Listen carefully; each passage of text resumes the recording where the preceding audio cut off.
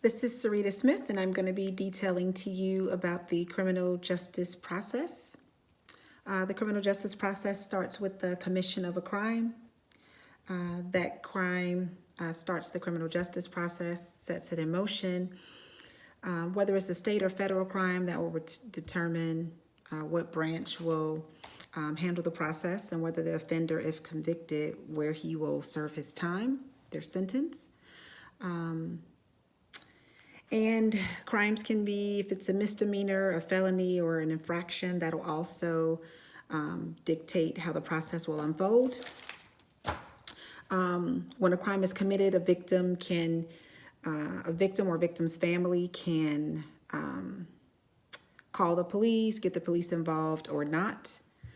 And once the police are called, the police have a decision if they want to pursue an investigation or not, make an arrest there or not.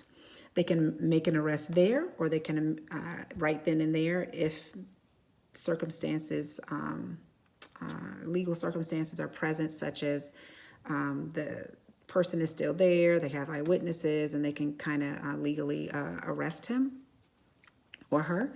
Otherwise, you can get an arrest warrant, obtain an arrest warrant from the judge at a later time once they have built enough evidence. So if they do decide to pursue the investigation and gather evidence, they will begin that process. And again, once they get enough evidence, that's when they would make the arrest where they need the search warrant. Let's see, and then after that, after the arrest, they take a suspect into custody. And before questioning the suspect, they must read the suspect his Miranda rights. And if the suspect decides to evoke his Miranda rights, then no further questioning can take place. If he decides not to, they can keep questioning him, and anything he says can be used against him. Now, if they don't read him his Miranda rights while they're questioning him in custody, then nothing that he says will be able to be used against him in court. Let's see. And all these things that I mentioned so far are all handled by law enforcement. Except for the part when I said about the arrest, when the arrest is made, not the arrest, the search warrant. Well, in order to make the arrest and get the arrest warrant, they have to go through the court. But everything else that I mentioned was all handled by law enforcement. Okay. The next thing that happens at that point, they can decide to book or release the person if they don't have enough evidence. So if they have enough evidence, they'll go ahead and book the suspect. Take pictures, which is also known as mugshots, take fingerprints, and document all the charges, which may be used to create a formal arrest record. The defendant is also asked to sign a record of their Miranda rights, just acknowledging that they were given to them. And then the offender can contact their attorney and continue with the questioning process with the attorney present. As far as the booking is done, after that, the suspect is placed in jail. If they decide to detain him, he will be placed in jail. And then after that, after he's placed in jail, he's entitled to a speedy arraignment. So the arraignment process is next. And in that arraignment process, he's asked to enter a plea, and the judge or magistrate may release him or offer bail, or what else after that? Yes, depending on the severity of the crime, they may offer bail. So the options are guilty plea, no contest, or not guilty. And then that will determine what happens next. After the suspect is booked, he is then, the police refers the case. And again, that process is handled by the court. And then after the suspect is booked and arraigned, the case will be referred over to the prosecutor, and the prosecutor will create formal charges.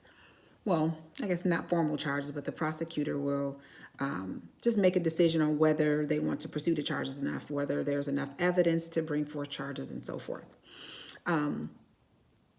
That'll be like an official, at that point, that's when the defendant, the suspect becomes a defendant once those charges are filed with the prosecutor, from the prosecutor. And at that point, the next step is to determine probable cause.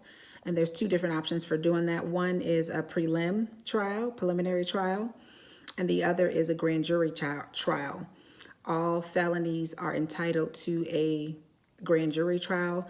Most of the time, the preliminary trials is what takes place.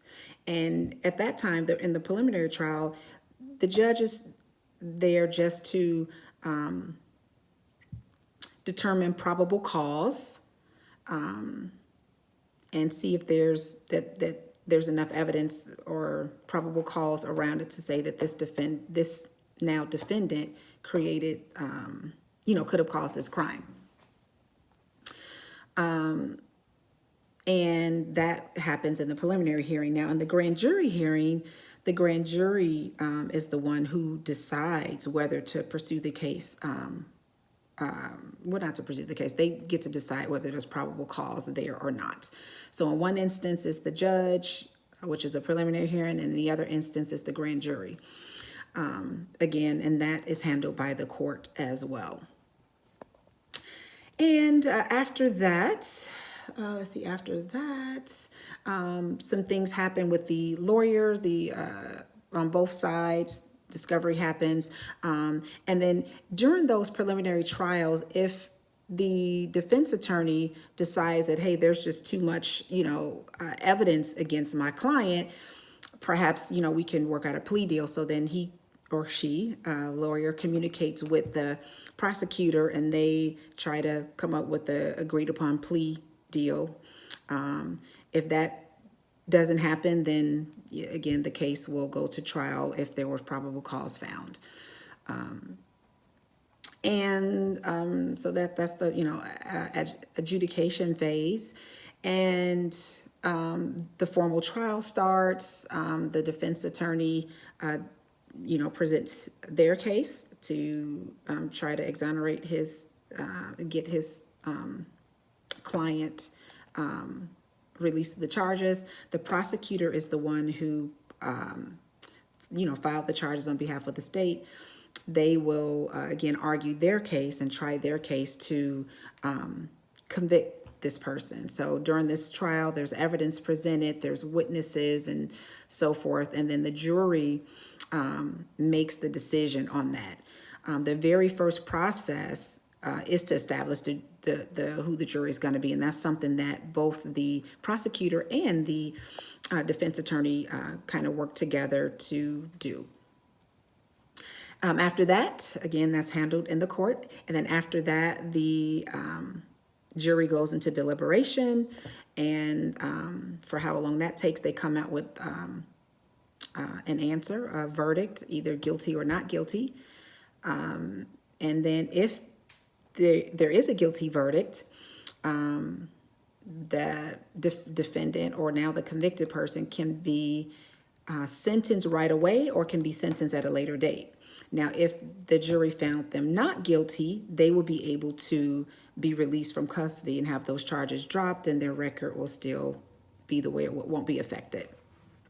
And again, that's handled by the court. Let's see.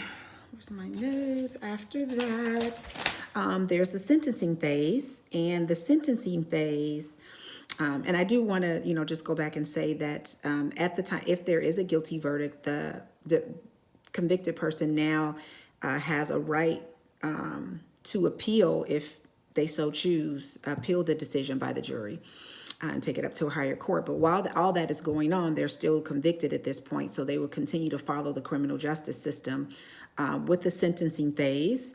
And that's where the punishment is given for the crimes that were committed. And that's something that the judge does based on several factors, depending on the charges and if there's any mandatory minimums and things of that nature. But the judge comes up with that sentence. And then after the person is sentenced, he or she is able to they have that sentence carried out, that punishment per se, in the corrections facility, what can be a jail, a prison, jail, prison, gosh, where else can it be? Jails, prisons, things like that. Most often that's, where it is, the jail or prison. Could be capital punishment. They can be subject to fines, pay restitution, things like that. So a community service, house arrest, probation, parole. There's many different options that can happen. But whatever the sentence was that the judge gave them, that will now be carried out from that point forward for the corrections department. And if they were sentenced to jail time, they will serve there. They may be entitled to parole or may be released on probation. And if that happens, they will be given a probation officer, if they're on probation, that they would have to report to. That way they can carry out their sentence in the community. And the same thing for parole. There's a couple of different ways that they can get released on parole after serving a certain amount of time. So basically, that is the way the criminal justice system works. I'll just recap it for you. I know it's a little choppy. So it begins with the commission of a crime, investigation and arrest, a criminal complaint, arraignment and plea, probable cause hearing, either by preliminary hearing or by grand jury. There's some pretrial things done where they can even, enter into a plea agreement to avoid trial and, kind of be sentenced right away with that lesser charge. Then there's the trial starting. There's the jury selection, the trying of the case from with the prosecutor and defense attorney with witnesses and evidence, trying to convince the jury to prove beyond reasonable doubt that either the defendant is guilty or not guilty. After that process is done and the attorneys rest their case, the jury will deliberate. And the judge will choose a form and the jury will deliberate. And then after the deliberation, they come back with a guilty or not guilty verdict or possibly a hung jury. And if that's the case, sometimes a prosecutor just decides not to refile again, or they can decide to try the case again. But more than likely it's guilty or not guilty. And at that point, guilty verdicts can get sentenced right away or get sentenced later. Not guilty are able to be released and have their record remain as it was before these charges were filed, because the charge will be dropped. And then for those guilty, they are able to go into after the sentencing phase, they go into the corrections phase to serve out the punishment that they were given in the sentencing by the judge, based on the jury's conviction. So, and they also have a right to appeal if they choose to, if they do not agree with what the jury has put on them as far as a guilty or not guilty. Well, normally it's a guilty verdict. I don't think anybody would contest not guilty, but so basically that's my assessment of the criminal justice system. And I'm also including not a PowerPoint. That's why I'm doing this video, because I've been trying to figure that out.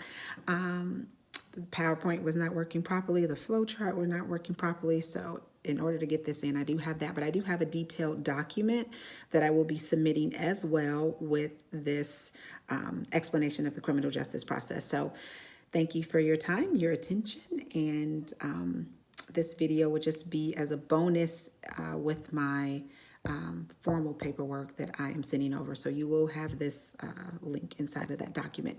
Thank you. Bye-bye.